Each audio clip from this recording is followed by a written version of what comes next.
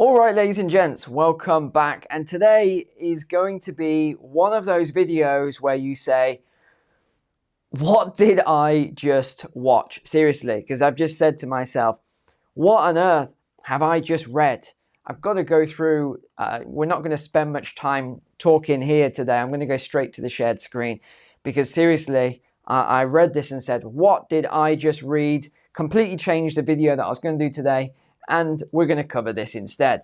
Okay, civilians must be ready to fight because Britain's military is so small. Yes, this is not a joke. This is not clickbait. This is absolutely true. It's out the Telegraph. There's a new report that says the size of the army is inadequate and urges the country to think of itself as a nation under genuine threat. Now, I want to get into this because this is... well, just wait and read it. Civilians must be ready to fight because the military is too small. This is what they are now warning the House of Lords.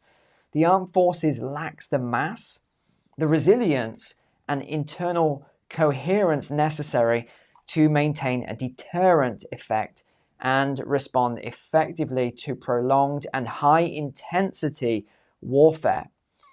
The report said that all evidence it had heard points to the current size of the British Army being inadequate and questioned whether the British Army is prepared to meet the growing threat. This one sort of was interesting. Growing threat posed by Russia to European security. Leave your comment on that below, please. It called for the country to adopt the mindset of a nation under genuine threat. And now we've got to get into the PSYOP bit in a second. I've highlighted it somewhere. It comes after the Telegraph revealed earlier this year that General Sir Patrick Sanders, he's just stepped down, by the way, as the Army General, and now it's Rolly Walker that's in charge. So what did he say? He said he warned that the British public, here we go, public in bold, would be called up to fight in the event of war because the military was too small. Under the previous government, Conservative, troop numbers were cut to their smallest size since the Napoleonic era as they reduced the British Army by 10,000 to 72,500.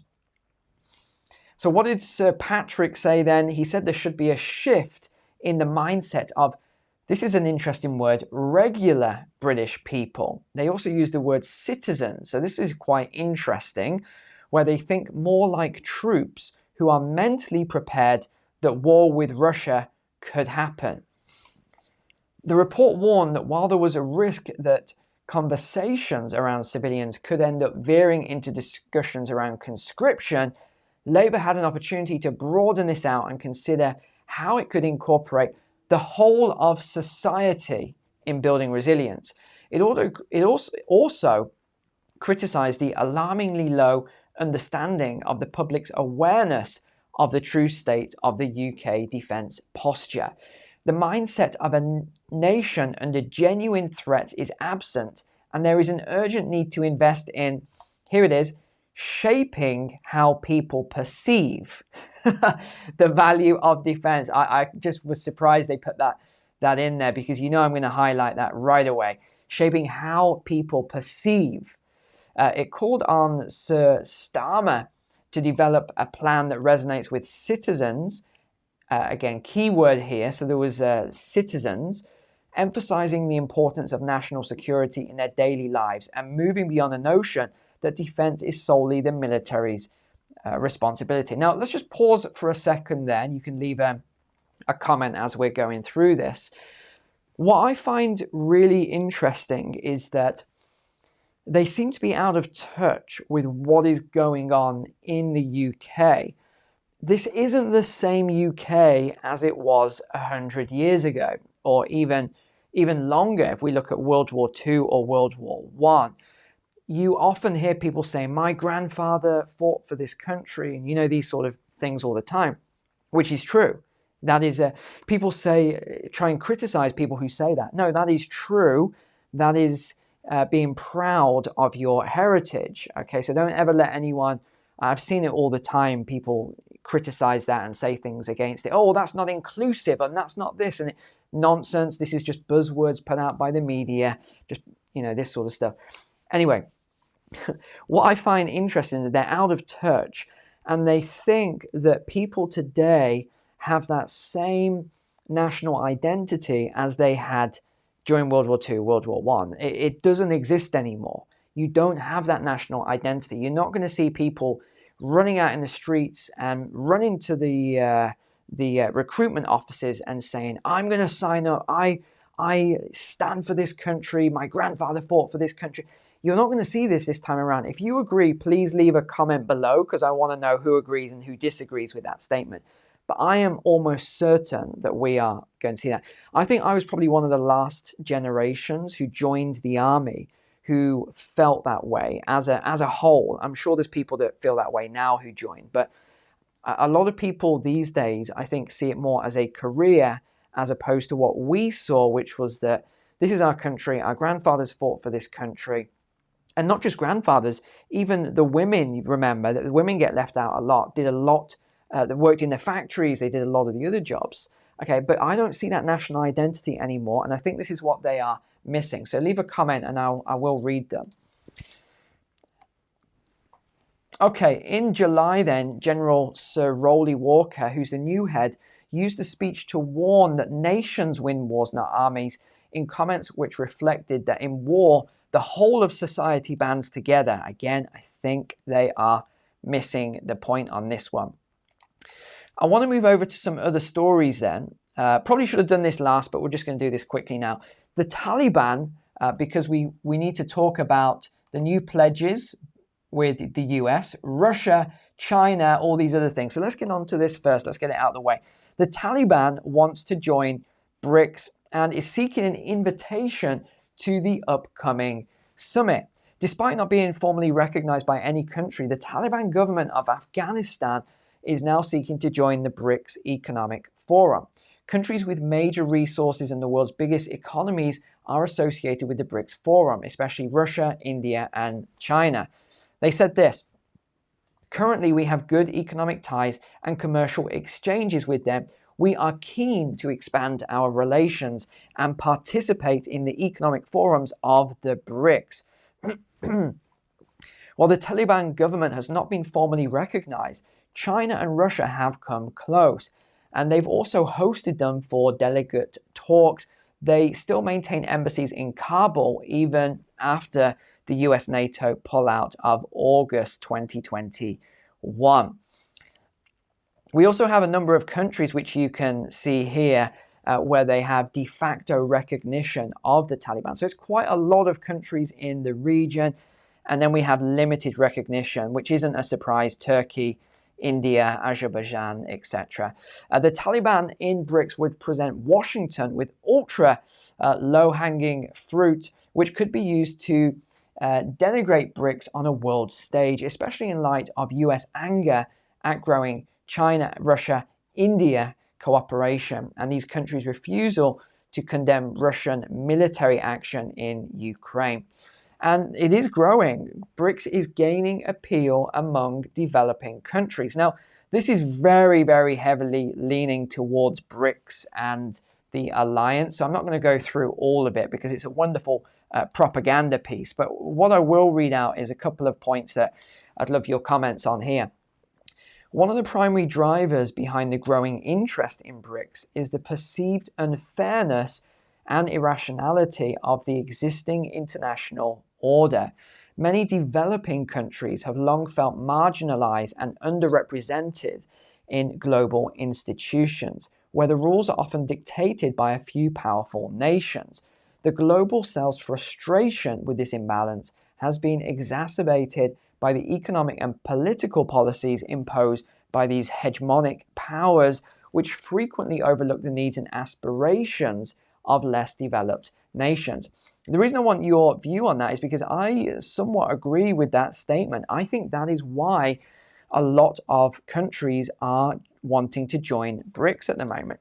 In fact, you should see how many countries are on the waiting list to join BRICS. I reviewed it just this week and even surprised me. Some of the countries on there, some of the names on there was surprising. And I think this is only going to continue. Now, BRICS have said that they're not looking at new memberships this year. However, I think we could get a shock there because they took on a lot of new members, although Argentina, which BRICS were not happy with, refused and decided under Milei they wanted to align with the US a lot more. And they had to really, because of the currency that they wanted to do, the pegging the currency, the pesos to the dollar. So I think that was another reason for it. And again, we're still waiting to see, because it will take a couple of years before we see the impact of that. But we've got a lot of nations now wanting to join BRICS, and we've got an announcement that's just come out as well, which I'll get to as soon as we've covered this paragraph, which is another country that's just wanting to apply. In contrast, BRICS offers a platform where emerging markets and developing countries can collaborate on more equal footing. The coalition's emphasis on South-South cooperation resonates deeply with countries that have been sidelines in global decision-making processes. This sense of solidarity and shared purpose has made BRICS increasingly attractive to nations seeking to assert their sovereignty and pursue development on their own terms. So who was it then? Who is this shock announcement that wants to join BRICS? It is Chile. Yes, Chile have, so I've pulled up the stats for you here. The GDP of Chile is around 300 billion in USD, and that's the latest numbers we have up to 2022. So it's on par with Colombia, but it's half of Argentina. But again, we can see this V shape here with Argentina.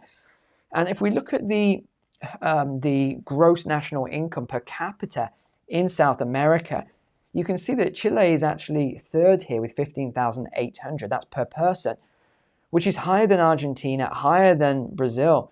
So it's only third to Guyana and Uruguay. Moving over then, we've just had this announcement where Biden has pledged another $8 billion for Ukraine after Zelensky's pitch of a victory plan at the White House. Some European leaders have grown more vocal on this point, with Denmark's Prime Minister being the latest to say in a fresh Bloomberg interview, it would be really good to stop the delays, and I think that the restrictions on the use of weapons should be lifted. Britain and France say they're waiting on the US, so they've already given their approval, and now they're putting pressure on the White House. However, we know that Putin's Wednesday comments lowering the threshold for Russia using nuclear weapons are surely being weighed. And what Putin has said, I think I've got the statement. Yeah, I have got it in a moment. I'll show you what the statement is that he has. Yeah, here it is. The updated version of the document proposes that aggression against Russia by any non-nuclear weapon state, highlighted here, look, but with the participation or support of a nuclear weapon state, should be considered as a joint attack on the Russian Federation. So this is the latest change that they have adopted in line with the West, obviously supporting Ukraine.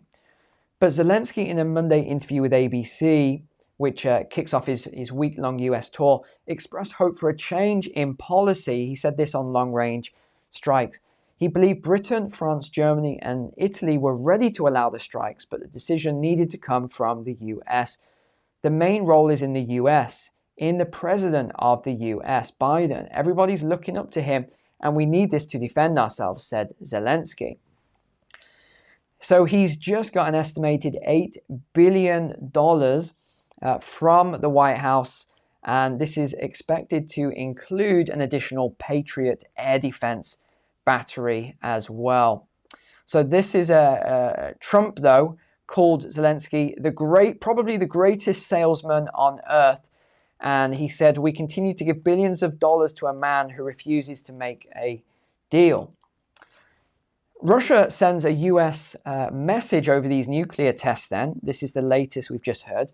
A Russian official sent a message to the US saying Moscow will not conduct any nuclear tests as long as the US also refrains, according to their news agency. The warning about Russia nuclear activity follows reports that Putin has been testing his latest missile. What a weird name for a missile, huh? Look at that. Yeah. This announcement follows rumors that Russia would resume nuclear testing in northern Russia for the first time in 30 years. But it's not just Russia. Talk about a coincidence here out of the Guardian. China test launches an intercontinental ballistic missile for the first time in decades. They just launched this in the Pacific Ocean. Here it is. China has announced the launch of this missile into the Pacific Ocean. This is the first time since the 1980s. So we're talking 40 years here. And people are calling this a coincidence. I don't think so. The ICBM was launched by the PLA rocket force on Wednesday. The Chinese Defense Ministry said the launch was part of a routine arrangement in our annual training plan. Oh yeah, of course it was. Wink, wink. And the missile fell into expected sea areas. It did not provide further details, except to say the launch was not directed at any specific country or target. And I saw a lot of people talking about this article this week, so I've looked into this in detail, and it's not quite what you think. It made me laugh. So what I heard was that all these people are now just flocking to Russia from the West. Europeans, UK, Americans, there's just thousands of them. Everyone's packing their bags and they're going off to Russia to escape the woke West. Well, as funny as that sounds, it's actually not quite true. I pulled up the stats and it's, I mean, you're talking double digits. I mean, less than 100 people is what we're talking per country. So as interesting as that was, and I was really looking into this, well, gosh, how many have moved over there? What are they doing? It's a small number. I think it's more of a political piece because they dropped, if you actually look at the criteria, which I have, they dropped a load of things. You don't need to be able to speak Russian. You don't need to this. There's like 4 or 5 things that they've dropped. So it's obvious why this is going on. It's sort of a more political win, I would say, for Russia with saying all these people are moving over there. Well, according to the official stats, it doesn't actually look that way. But I'd love to hear your thoughts on that. Anything else to? No, I think we'll wrap up with that today. Thanks so much for being online. Really appreciate you all as subscribers here. Take care. God bless. I'll see you on the next video.